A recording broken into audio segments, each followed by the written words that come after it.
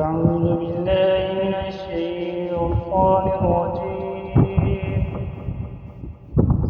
بسم الله الرحمن الرحيم.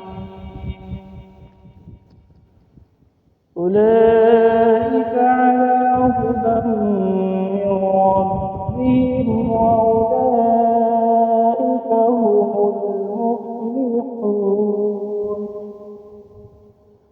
إن الذين كفروا سواء عليهم أأنذرتهم أم لم تنذرهم لا يؤمنون. ختم الله على قلوبهم وعلى سمعهم وعلى أبصارهم غشاوة ولهم عذاب عظيم. صدق الله